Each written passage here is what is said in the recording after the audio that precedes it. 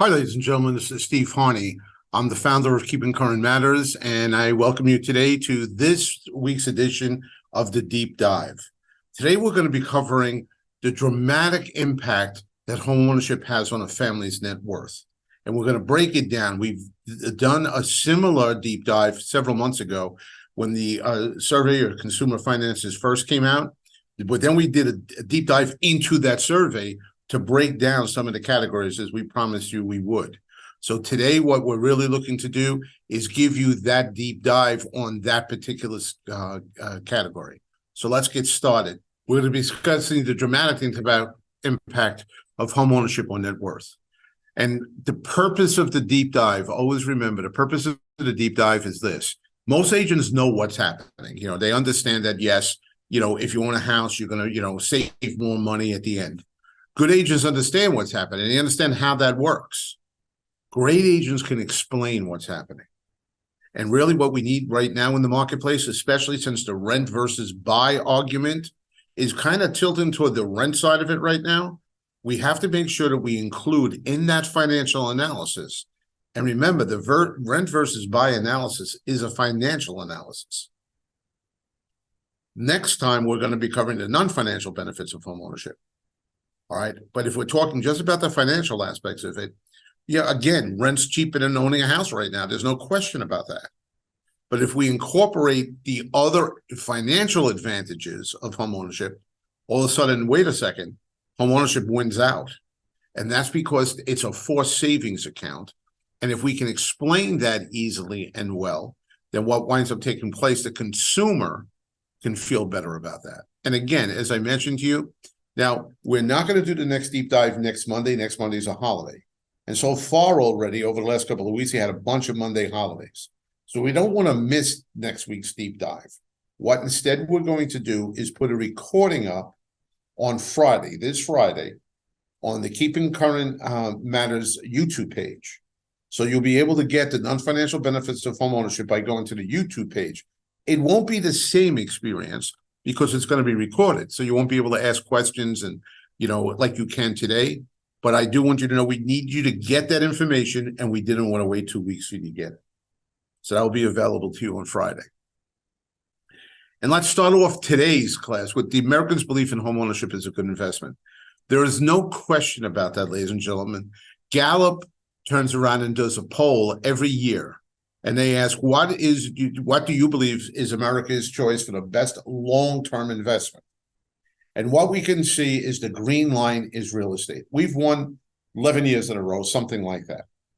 Now, what we can also see is that this particular year, that number took a dive downwards, and gold took a shot up. Why? Well, it was much more difficult to own a house now. So the whole financial thinking of it being a long-term investment, we just came off a couple of years of unbelievable appreciation. And some people are afraid that, we have to give back some of that appreciation. So that's why that green number went down, and gold, because of inflation, skyrocketed upward. But I want you to understand, crucially important that you understand, we're still number one. After all the craziness, people still see real estate as the number one investment, and we'll see that green line again start an upward trajectory over the next couple of years. Again, we're still the number one for 11 years in a row, what Americans think is the number one investment, long-term investment. And that's from Gallup. The Lending Tree Survey this year came out saying the same exact thing. As far as Americans think the road to riches is, that's the question they asked. And again, what comes up number one? Real estate. So the thing that you sell for a living is the thing that people believe is the fastest way to get to riches, the fastest way to get to being wealthy, the fastest way to building their net worth. All right. So I want you to say the American people already believe that. But what we want to do is explain to them to what degree that is true. We want to get both of those numbers, both of those percentages up. Homeownership's impact on net worth? Well, if we take a look at this map shows you the percent change in prices from the first quarter of 1991. Why do we pick 1991? Because this is an FHFA data set, and that's the first year they started. That's the only reason we picked 1991, was that's the earliest data that they have. And we went through the third quarter of 2023. The fourth quarter numbers are not out yet. But what we could see in the country over that 30-year period, home prices were up 306%. That's a build in equity. That's a build in wealth. And you can break it down by your state if you'd like. You have a situation like up in Oregon, it's 522% over those years. It's crazy. And if we just look even over the last 5 years, the amount of appreciation has gone up 58.9%. Those are big numbers, ladies and gentlemen. And that's what we're talking about. And that's how you build your net worth. By the prices, the value of the home continue to rise and you're paying your mortgage off. All right, that's the equity in your home that we're talking about. Despite the risk of volatility in the housing market, homeownership remains an important driver of wealth accumulation and the largest source of total wealth amongst most households. Study after study has shown that and we're going to show you some graphs on this, the largest part of a person's net worth in almost every income category, all right, is their home, the value of their home, the equity in their home, I should say. The 2019 to 2022 growth in median net worth was the largest 3-year increase over the history of modern, that's the survey of consumer finances, more than double the largest one on record. So what takes place, just so that you understand what's happening here. Every 3 years, the Fed does what they call the survey of consumer finances, where they dig deep into consumer finances, and it's every third year, not every year, every third year.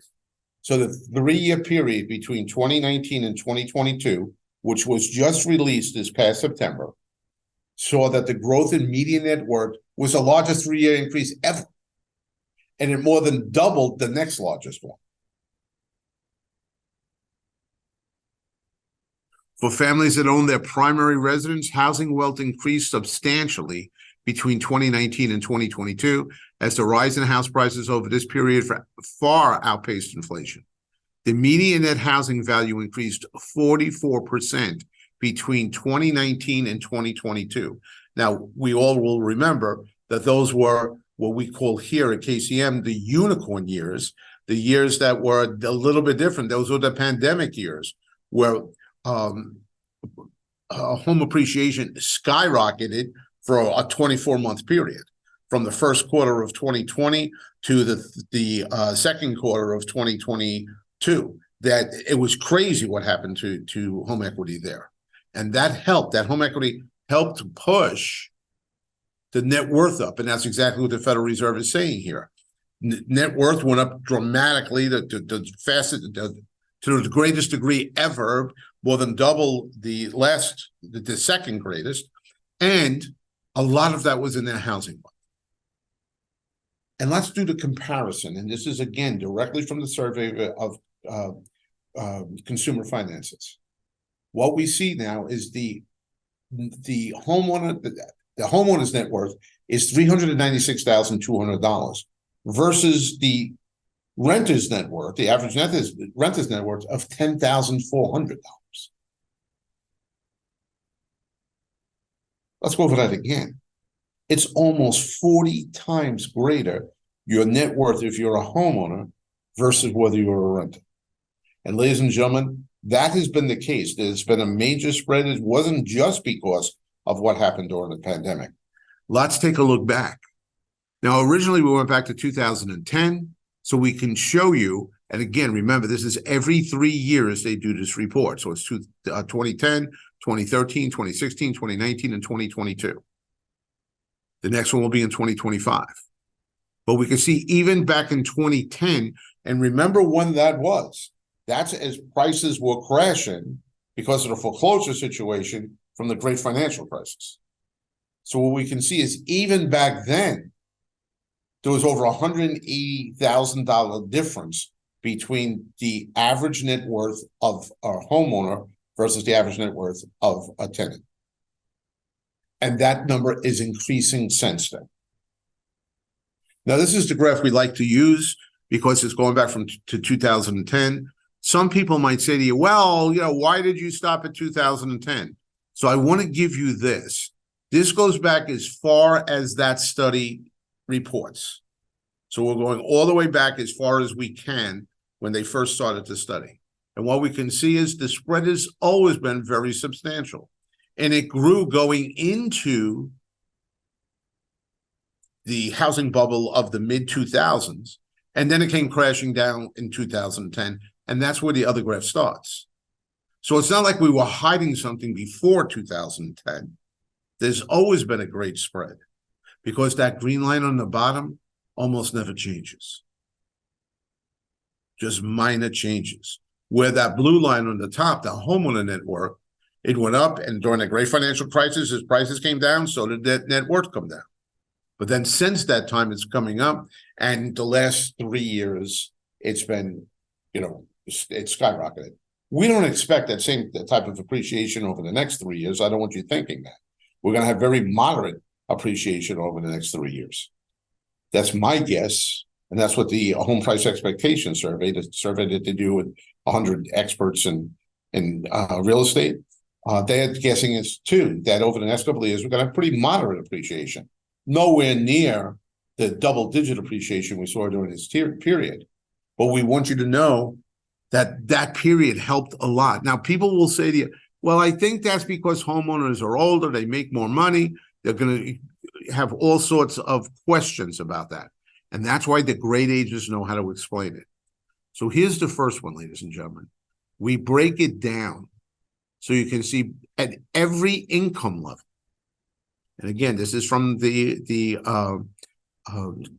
Fed's Survey of Consumer Finances, along with the help of First American, who does a lot of work on this, and they've helped us with this, to break it down by income level. And we can see at every income level, if you look at the right-hand side, the amount of net worth of a homeowner is much greater than that of a renter.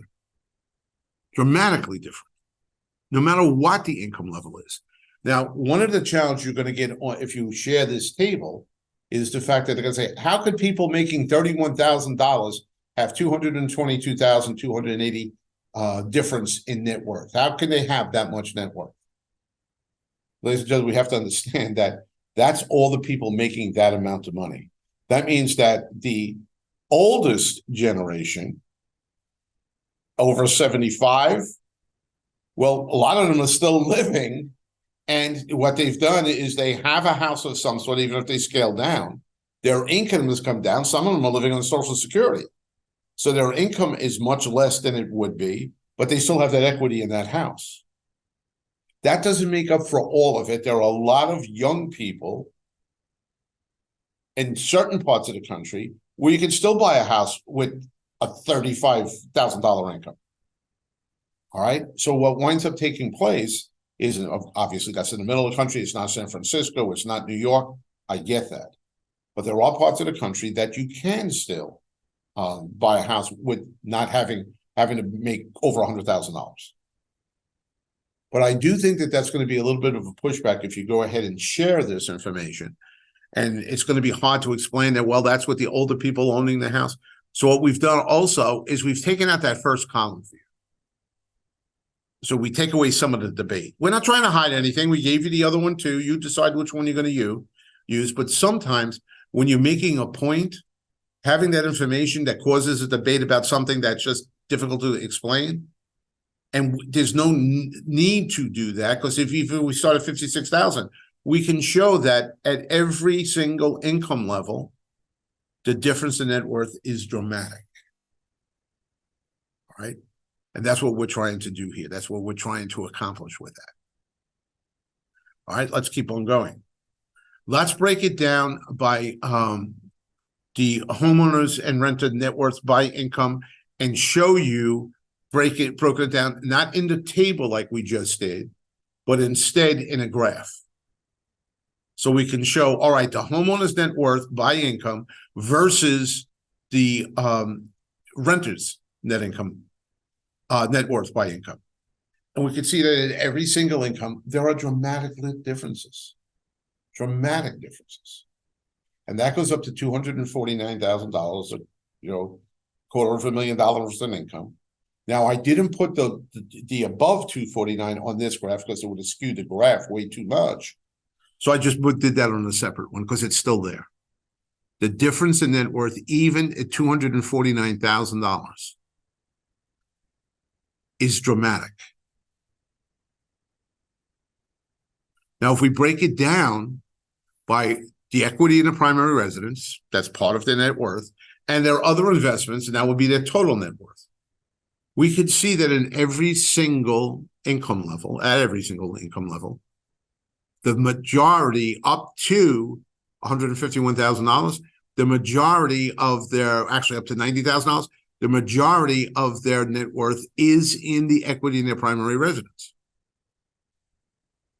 It plays a big part all the way through. And for people that, don't get to the point to make over $100,000 a year, it's their primary source. It's their number one asset. It's bigger than the asset. It's bigger than all their other assets put together that make up the net worth. Now, obviously, as you get up in income, you could diversify. Your house is one thing that you own. You might own other properties, which wouldn't be included on this. You will own stocks or whatever the case may be, whatever other investments that you make, gold, bonds. All right. So that difference is there because the income is there. But still, it makes up a decent piece of that. And if we go over $249,000, obviously it's a much less of a piece. All right, because when you're making $250,000 a year, you're investing in a lot of different investments. You're putting your money into, I should say, into a lot of different investments. But again, the equity piece of any family's net worth is substantial. Now let's talk about that other piece, not the equity piece. Home equity is a key to building wealth because it can provide a property owner with a way to tap the value of their home, such as through a home equity line of credit, HELOC. And when they sell their home, the property owner will pocket more money after paying off their mortgage. Obviously, we already know that part of it, that if you rent for 30 years, the landlord doesn't give you any money when you move. But if you own for 30 years and you pay off your mortgage and then sell your house, you get that money back in the equity of your home, the value of your home, almost every time. But what this quote is saying from a CBS Money Watch, what they're saying is a homeowner, you have other opportunities. You could tap into that equity. You can tap into that equity to lower maybe or consolidate other loans that you might have, a car loan or credit cards or whatever, and lower that payment and spread it out over time to get like a reboot in your financial situation. You could turn around and use the equity in your home to pay to further educate yourself in order to get a better job. All right, so you could tap into that equity to help you reach other heights financially outside of the equity. Now, ladies and gentlemen, the American people learned back in 2005, 2006, 2007, you don't tap into your equity to buy a depreciating asset. You don't tap into your equity to buy a brand new car, a real big fancy car, or go on fancy vacations, or buy a jet ski. Those are all depreciating assets. If you're going to tap into an appreciating asset, which your home is, then you want to make sure that you're going to get a return on the investment of whatever you're putting that money in education. Lower your overall expenses. And another thing that a lot of people don't realize, we talk about this, and when we talk about the American dream, is anybody in this country can start a business. And we almost idolize people that started a business in their garage. Little business. And it grew and it grew and it grew. You know where many of those people that started those businesses in their garage came from? Where the money, seed money came from? Home equity loan. They tapped into their house to start a business that they think might work. Little companies did this, like Apple, Under Armour.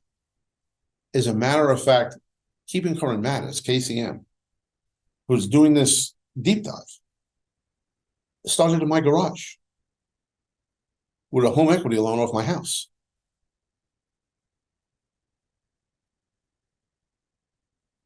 So owning a home gives you a lot of different opportunities. And that's not me just saying that. If we take a look at tappable equity in billions, meaning how much money, if we keep 20% equity in the house, that's like a guideline. You want to have 20% equity in your house. But if we take whatever is left there and take 80% of that, that's your tappable equity. All right. So the 80% of your equity, leave 20%, take the other 80%. I'm not saying take the 80%, but when we're talking about tappable equity, that's what we're talking about, that other 80%. Well, this is pretty interesting. The green line represents tappable equity. The blue line represents U.S. small business applications in thousands, ones in billions, ones in thousands. But what we can see is tappable equity goes up. When equity in a home goes up, more businesses start. People will argue that doesn't mean it's causation. It just means correlation. It could be correlation. It could be, a coincidence. It doesn't matter to me. What does matter to me, it looks like there's some sort of weird connection between if people have more money, they have more courage to start a business. And if they have more courage to start a business and they had a good idea and that business is successful, they're going to build their wealth. And remember, the seed money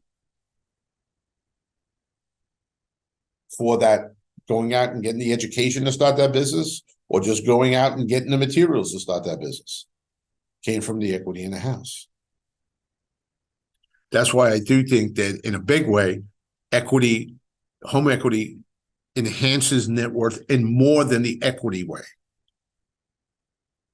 It's not just the equity, it's what the equity enables people to do. And as far as the percentage of net worth, the largest among lower income families, we showed you that on another graph. We wanted to break it down. For people that don't make large sums of money, that equity is even more important to their net worth. Pretty much up to $151,000, it's at least 50%. 49%. All right. That their equity in their home is 50% or greater of their net worth. That's another really big number, ladies and gentlemen, really big number. Overall, homeownership promotes wealth building by acting as a forced savings mechanism and through home value appreciation.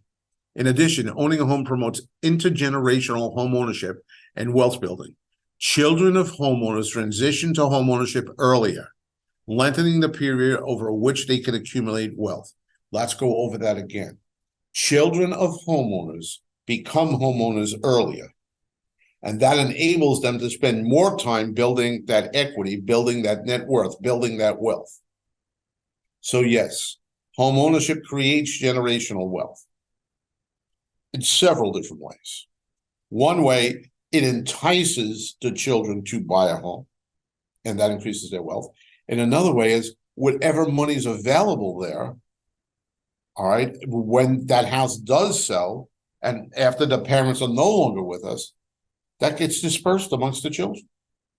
And it doesn't even have to wait until then. Many people, instead of having their children take out student loans, use the house, the value of the house, the equity in their house, to help their children get a college education. How did that affect that child's net worth at the end?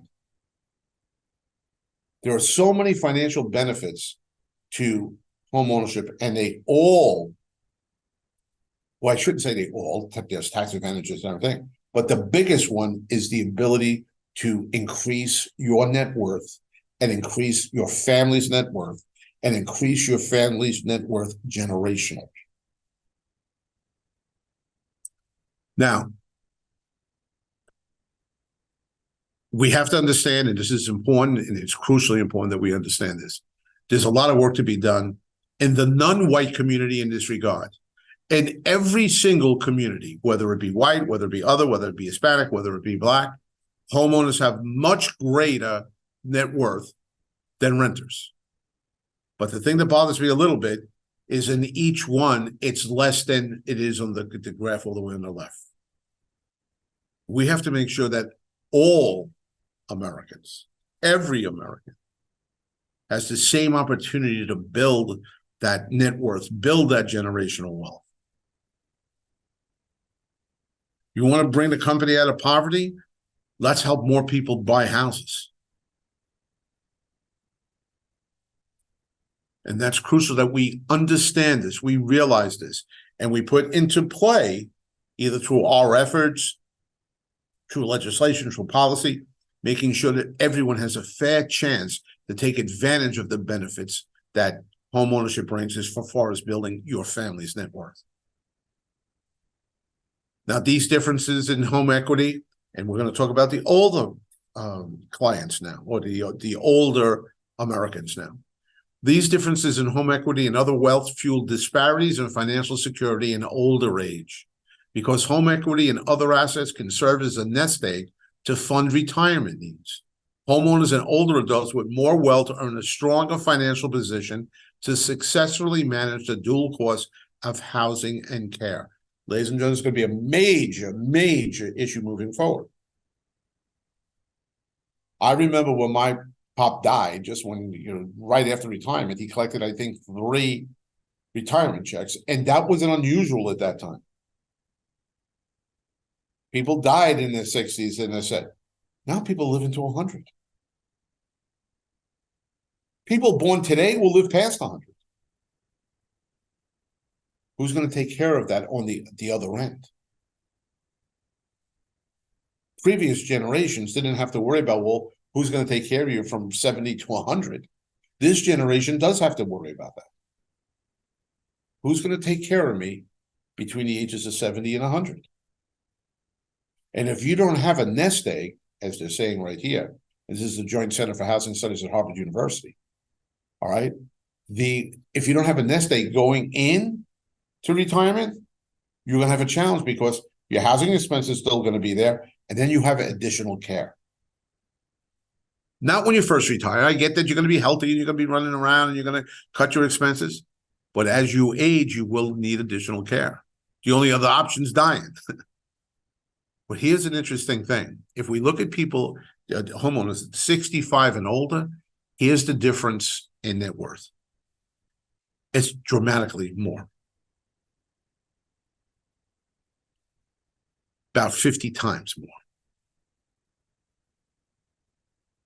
The homeowner coming out of their house with $500,000 in equity, all right, have a lot more options as far as their care is concerned, or as far as their housing is concerned, than somebody coming in with $10,000. Think about that. Don't just think about that when you're sitting in front of your clients to explain it. Think about that even for your future. And this is still taking place, ladies and gentlemen. Here's the percent change year over year.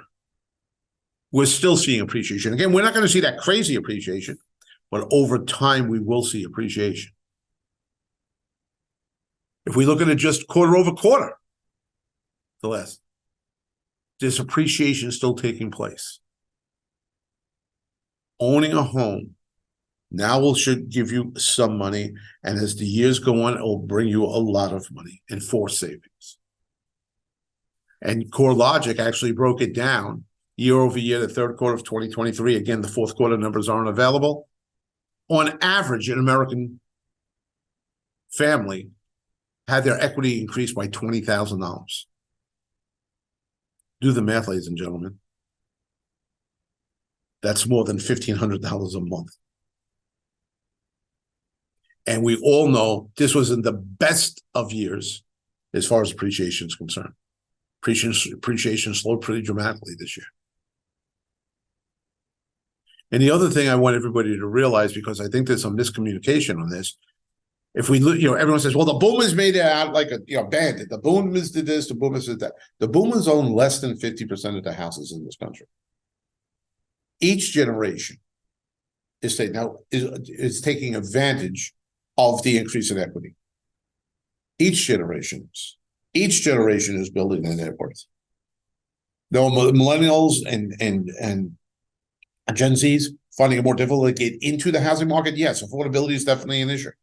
We've done deep dives on that. But the good news is, with wages going up and with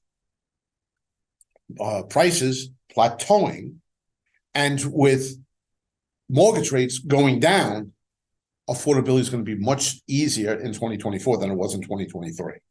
And I think as we go through the year, mortgage rates will continue to moderate, and it will continue to be more affordable. Will we go back to the affordability of like a 2% mortgage? No, we're probably never going to go back to that. But they'll be a lot more affordable than they are now, and they'll go back to normal historical affordability level. Now, the other thing that somebody might say to you outside of the fact that only the boomers are taking advantage of this, all right, they're going to say, well, you can't get the equity out of your house. Well, what's the use of it? You're living in your house. Well, no, you could take the money out. Yeah, but it costs you money to get the money out. If you take a home equity loan, you take a HELOC, it's going to cost you money to do that. Then you have to pay. Ladies and gentlemen, so they're saying that shouldn't be part of your net worth. Well, the only question I have is your 401k part of your net worth? Is what you ask them. If your 401k is part of your net worth, well, you can't take your money out of that either without penalty. It costs you money to take that money out. Substantial expense to take that money out of your 401k. That doesn't mean that the money in your 401k isn't part of your net worth. So the fact that it's not easy to take the equity out, or that you have to pay an interest rate, or hey, you're paying a penalty if you're taking it out of your 401k too. So don't let them get you caught up in that argument. Now, going forward, ladies and gentlemen, I'm going to make two suggestions. First suggestion, please, when you're out there, CMAs are great, but everyone's offering a CMA. Really what people want to know is how much money they have in the house. Not just what the house is worth, how much money they have. So we have something at KCM called the Professional Equity Assessment Report. It's beautifully laid out, several pages, where you can explain to them exactly what their equity is. The numbers on the right, you fill in based on the information you receive from the homeowner. And then so you would prospect, letting them know you're offering them a free equity report. You go to the house. When you're in the house, you're doing a normal evaluation, financial price evaluation of the house in your head, with numbers, with comps, as you get back to the office. But the only difference is when you're there, you're going to ask, well, what's the mortgage balance, or what's the balance on your mortgage right now? And they might have to look it up. They might not know that. They might have to look it up on their last payment. Because what you need is do your CMA. That's that top number, what the value is. Then say, well, let's subtract the mortgage. And then the bottom number is, this is your equity. It's a simple process. And it gives them exactly what they need to know. How much equity is there? And people are shocked, absolutely shocked. As much as they know prices went up, they didn't calculate it out to how that affected their net worth. Help them understand that. They'll make different and better decisions based on knowing where they stand financially. And then the last page of that, let's talk next steps. And next step might be do nothing. Next step might be that you're going to take a HELOC loan and buy a investment property. The next step might be you're going to sell.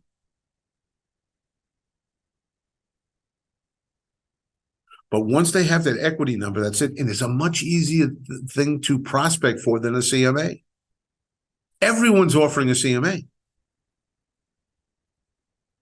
How many people are ordering a professional home equity report? Now, people on the call that are already KCM members, there's a lot more that you can download on the site. Go to www.mykcm.com to get that information. If you're not a member of a KCM member, you can still get the report. All you have to do is go to trykcm.com/pair, and it will go ahead and you'll have that information available to you. And for all the members that have Real Talk available to you, we have boosting your net worth through homeownership. We have a 1 minute video that you can put on TikTok, Instagram, Facebook, where you're talking about the most important things I covered today, and a 1 minute video to get people to understand that their net worth went up pretty dramatically. All right. And homeownership was a big part of that. So, ladies and gentlemen, take advantage, especially if you're a KCM member, take advantage of all the things KCM offers on this one particular topic to increase the number of listings. Because this buying season, especially if rates continue to moderate, is going to be bonkers. You need inventory in the shelves. You need listing inventory right now. It's a great way to get it. As I mentioned before, non-financial benefits of home ownership. We're going to release that this Friday on the KCM YouTube page. We're going to record it today and we're going to release it on Friday. So there's not going to be a deep dive next Monday because it's a holiday. We're releasing next Monday's deep dive this Friday so that you have that. Right now, ladies and gentlemen, you have a tremendous opportunity. 2024 is going to be unbelievable. It's crazy to understand, as 2023 was. This is going to be your focus. You're going to be able to focus on exactly what you need to do, and there's not going to be that many distractions. Yeah, we have an election. Yeah, there are people saying some crazy stuff. There'll always be people saying it's crazy stuff. But with mortgage rates moderating, with prices leveling off, and with wages going up, I think the market's going to open up. Listings already, the number of new listings coming to market are already increasing over last year. Kind of weird for this time of year. All right. So what I want you to do, I want you to understand that this is going to be a great year and get yourself ready for that. Understanding the value of net worth, understanding the value of equity, understanding you can prospect on that subject are all crucially important to your success this year. So until next time, knock the ball out of the park this year, ladies and gentlemen, because there's going to be some real softball pitches coming at you. You're going to be able to hit real hard.